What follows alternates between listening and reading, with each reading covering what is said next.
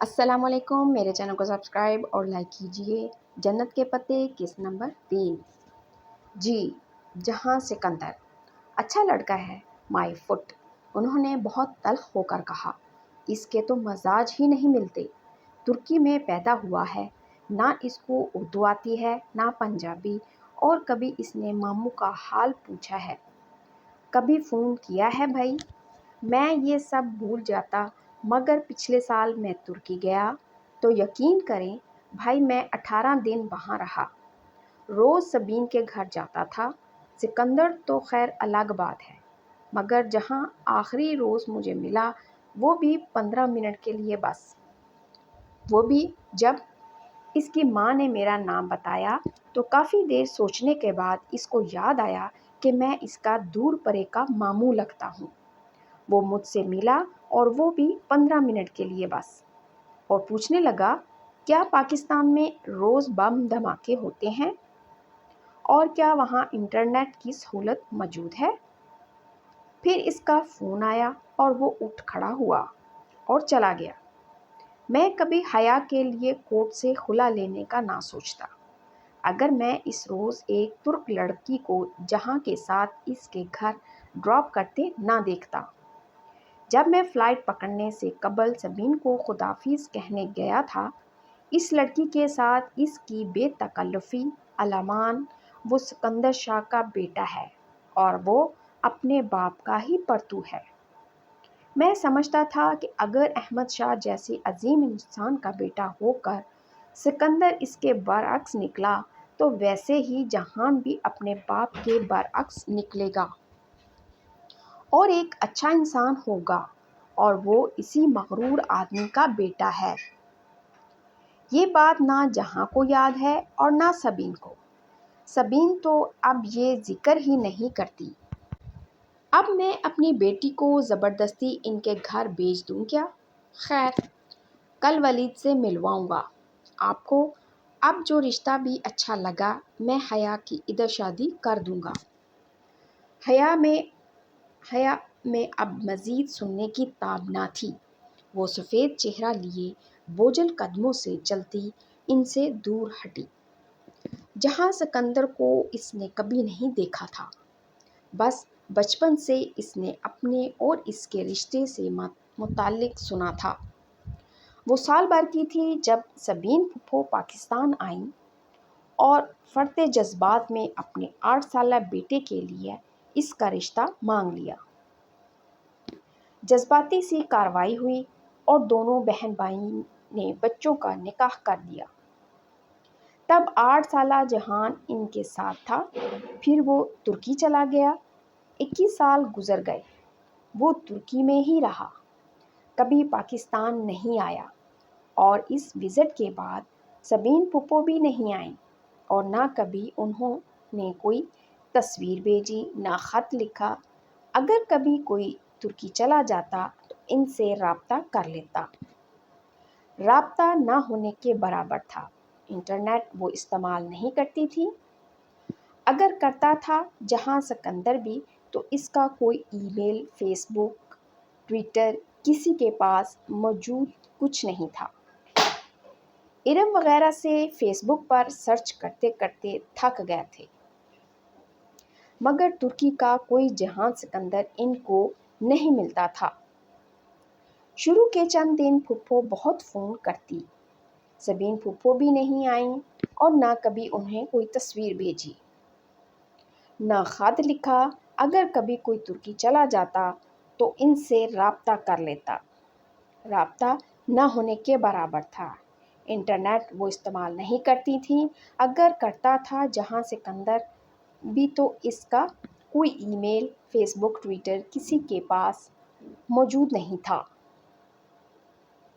ارم وغیرہ اسے فیس بک پر سرچ کرتے کرتے تھک گئے تھے، مگر ترکی کا کوئی جہاں سکندر ان کو نہیں ملتا تھا۔ شروع کے چند دن پھپھو بہت فون کرتی تھی، پھر آہستہ آہستہ یہ رابطے زندگی کی مصروفیات میں کھو گئے۔ 3 ماہ میں ایک فون آ جاتا تھا ان کا، 3 ماہ میں ایک فون ادھر سے چلا جاتا، یوں 6 ماہ میں 2 دفعہ ہی بات ہو جاتی۔ رسمی علیک سلیک، موسم کا حال احوال، سیاست پر بات اور اللہ حافظ۔ ان تمام باتوں کے باوجود وہ خود کو ذہنی طور پر جہان سے وابستہ کر چکی تھی۔ نکاح کے وقت کی تصاویر آج بھی اس کے پاس محفوظ تھیں۔ 8 سالہ بھورے بالوں اور سنہری رنگت والا خوبصورت لڑکا جس کو اس نے کبھی اپنے روبرو نہیں دیکھا تھا، اور شاید ترکی جانے کی ساری خوشی کی وجہ بھی یہی تھا، جس پر ابا نے پانی پھیر دیا تھا۔ اس روز اسے رہ رہ کر جہاں پر غصہ آ رہا تھا، جس کی بے رخی کے باعث اب یہ رشتہ ایک سوالیہ نشان بن گیا۔ مگر خیر، داؤد بھائی کی شادی ہو جائے اور سیمسٹر ختم ہو جائے تو وہ ترکی جائے گی اور ان کو ضرور ڈھونڈے گی۔ حیا کدھر ہو؟ وہ لابی میں آویزاں آئینے کے سامنے کھڑی ماتھے پر ٹیکا درست کر رہی تھی جب فاطمہ بیگم اسے پکارتی آئیں۔ ہر طرف گہما گہمی تھی، ایک ناقابل فہم شور سا مچا تھا۔ مہندی کا فنکشن شروع ہو چکا تھا۔ سب باہر جانے کی جلدی مچائے ادھر ادھر بھاگ رہے تھے اور وہ ابھی تک وہیں کھڑی تھی۔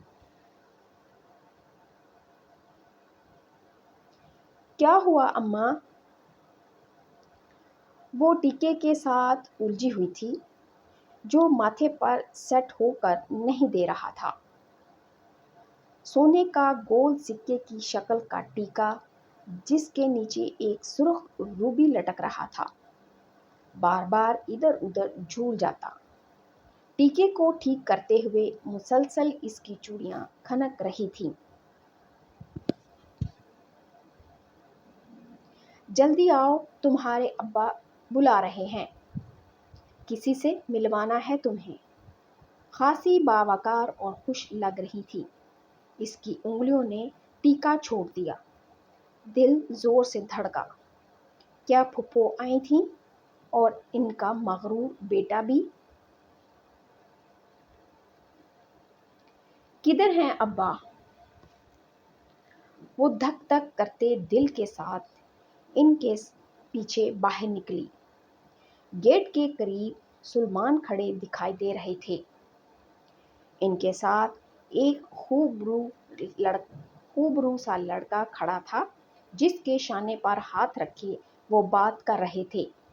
سامنے خاصے باوقار سے سوٹ میں ملبوس ایک صاحب اور ایک ڈیسنٹ سی خاتون تھیں۔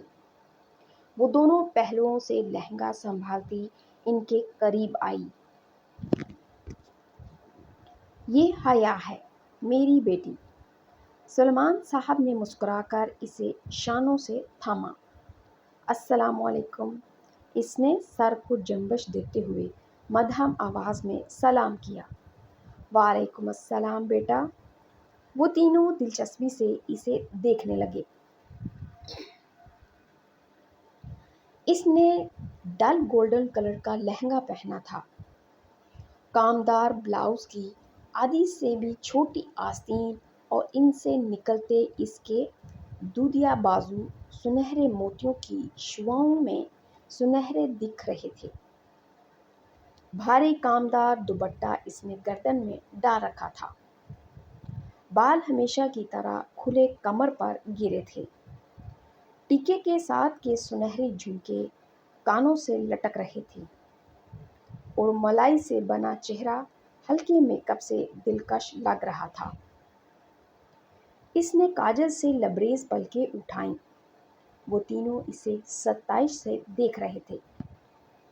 اور حیا، یہ میرے دوست ہیں عمیر لغاری، یہ مہناز بھابھی ہیں، اور یہ ان کے صاحبزادے ہیں ولید۔ اس کے دل پر بوجھ سا آ گرا۔ آنکھوں میں بے اختیار نمکین پانی بھر آیا جسے اس نے اندر اتار لیا۔ Nice to meet you. وہ مہمان آنے لگے ہیں، میں پھول کی پتیاں ادھر رکھ آئی تھی، سب مجھے ڈھونڈ رہے ہوں گے۔ تو وہ میں ہاں ہاں، تم جاؤ، انجوائے کرو۔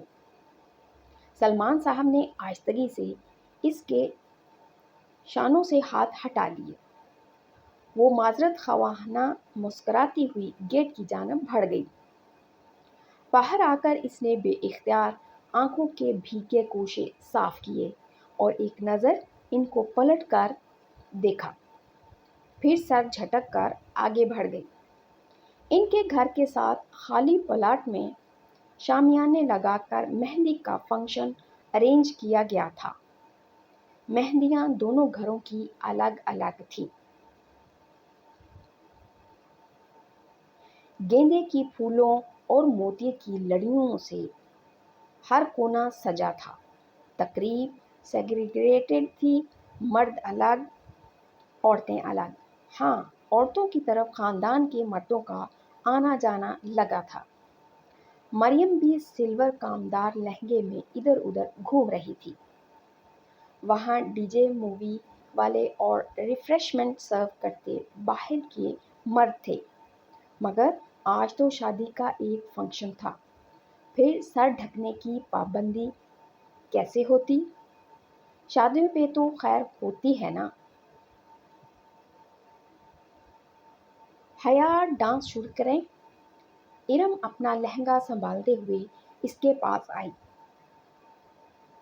ہاں ٹھیک ہے، تم گانا لگواؤ۔ اور یہ کون ہے؟ سامنے والی کرسیوں کی قطار کے سامنے کھڑی ایک لڑکی کرسی پر بیٹھی خاتون سے جھک کر مل رہی تھی۔ اس نے سیاہ عبایا اور اوپر اسٹول لے رکھی تھی۔ عجیب بات تھی کہ اس لڑکی نے انگلیوں سے نقاب تھام رکھا تھا۔ کون؟ ارم نے پلٹ کر دیکھا، پھر گہری سانس لے کر مڑی۔ یہ ایلین ہے۔ کون؟ حیا نے حیرت سے کہا۔ ایلین؟ ارے شیلا بھابی ہیں یہ۔ پوری دنیا سے الگ ان کی 1.5 اینٹ کی مسجد ہوتی ہے، بس توجہ کھینچنے کے لیے فنکشنز پر بھی عبایا نقاب میں ملتی ہیں۔ اب پوچھو بھلا عورتوں کے فنکشن میں کس سے پردہ کر رہی ہیں؟ ہاں واقعی عجیب ہے یہ بھی۔ اس نے شانے اچکائے۔ وہ ان کے ایک سیکنڈ کزن کی وائف تھی اور سال بھر پہلے ہی شادی ہوئی تھی۔ ڈی جے نے گانا سیٹ کر دیا۔ انہوں نے مووی والے کو ڈانس کی مووی بنانے سے منع کر دیا اور پھر اپنا مہارت سے تیار کردہ رقص شروع کیا۔ ایک سنہری پری لگ رہی تھی تو دوسری چاندی کی۔ جب پاؤں دکھ گئے اور خوب تالیاں بجیں تو وہ ہنستے ہوئے کرسیوں کی طرف آئیں۔ السلام علیکم شیلا بھابی۔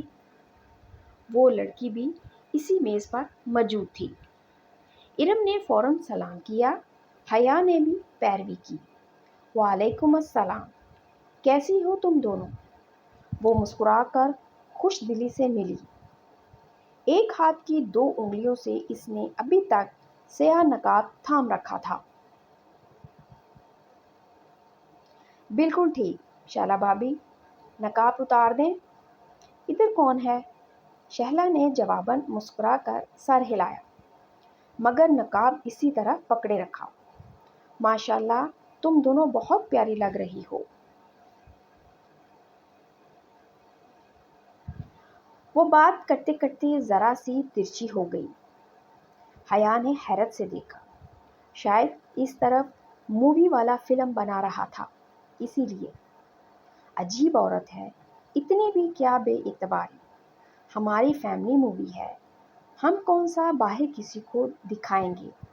حیا بڑبڑائی۔ پھر وہ جلد ہی وہاں سے اٹھ گئی۔ اماں جانے کدھر تھیں؟ کس سے پوچھے سبین پھپھو آئی ہیں یا نہیں؟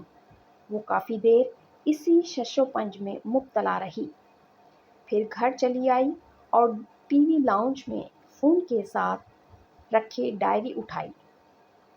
تھکن کی وجہ سے دھم سے صوفے پر گری اور سبین پھپھو کا نمبر تلاش کرنے لگی۔ اس نے کبھی ان کو یوں فون نہیں کیا تھا، مگر آج دل کے ہاتھوں ہار گئی تھی۔ ترکی کا وہ نمبر مل ہی گیا۔ اس نے ریسیور اٹھایا اور نمبر ڈائل کیا۔ گھنٹی جانے لگی تھی۔ اس کے دل کی دھڑکن تیز ہو گئی۔ 5ویں گھنٹی پر فون اٹھا لیا گیا۔ ہیلو؟ بھاری مردانہ آواز اس کی سماعت سے ٹکرائی۔ السلام علیکم۔ اس نے خشک لبوں پر زبان پھیری۔ جواباً وہ کسی انجان زبان میں کچھ بولا۔ میں پاکستان سے بات کر رہی ہوں، گڑبڑا کر انگریزی میں بتانے لگی۔ پاکستان سے کون؟ اب کہ وہ انگریزی میں پوچھ رہا تھا، اس کی آنکھوں میں پانی بھرنے لگا۔ میں سبین سکندر کی بھتیجی ہوں، پلیز ان کو فون دے دیں۔ وہ تو باہر گئی ہیں، کوئی میسج ہے تو بتا دے۔ وہ مصروف سے انداز میں کہہ رہا تھا۔ اب یہ باہر کیا تھا، اب یہ جواہر کیا تھا، اسے کچھ اندازہ نہ تھا۔ وہ سبین پھپھو نے پاکستان نہیں آنا کیا؟ داؤد بھائی کی شادی پر؟ نہیں، وہ بیزی ہیں۔ شاید وہ فون رکھنے ہی لگا تھا کہ وہ کہہ اٹھی۔ آپ کون؟ ان کا بیٹا جہان۔ کھٹ سے فون رکھ دیا گیا۔ اس نے بھیگی آنکھوں سے ریسیور کو دیکھا اور پھر زور سے کریڈل پر پٹکا۔ آنسو صاف کیے اور اٹھ کر باہر آئی تو گیٹ کی طرف سے ظفر چلا آ رہا تھا۔ اس کے ہاتھ میں سفید آدھ کھلے گلابوں کا بوکے تھا۔ وہ بے اختیار ٹھٹک کر رکی، پھر لہنگا سنبھالتی زینے اتر آئی۔ یہ کیا ہے ظفر؟ او کسی اتھیو، یہ کورئر والے نے دیا ہے تہاڈے لئی۔ ظفر نے گلدستہ اور ایک بند لفافہ اس کی طرف بڑھایا۔ وہ پچھلے 7 سال سے تایا فرقان کا ملازم تھا۔ ٹھیک ہے، تم جاؤ۔ اس نے بوکے کو بازو اور سینے کے درمیان پکڑا اور دونوں ہاتھوں سے بند لفافہ کھولنے لگی۔ حسب معمول اس میں سفید سادہ کاغذ تھا، جس کے بالکل درمیان میں اردو میں ایک سطر لکھی تھی۔ اس لڑکی کے نام، جو کبھی کسی انچاہے رشتے کے بننے کے خوف سے روتی ہے تو کبھی کسی بن چکے انچاہے رشتے کے ٹوٹنے کے خوف سے۔ وہ سن رہ گئی، پھر گھر اگر ادھر ادھر دیکھا۔ گیٹ کھلا تھا۔ مہندی والی جگہ سے بہت سے لوگ آ جا رہے تھے۔ ایسے میں کیا کوئی ادھر تھا جو بغور مشاہدہ کر رہا تھا؟ اس نے لفافے کو پلٹا۔ کورئر کی مہر 1 روز قبل کی تھی۔ ابھی 10 منٹ قبل وہ جہان کے ساتھ پہلی دفعہ بات کر کے روئی تھی۔ بن چکا انچاہا رشتہ۔ اور گھنٹہ بھر پہلے ولید اور اس کے والد سے ملی تھی۔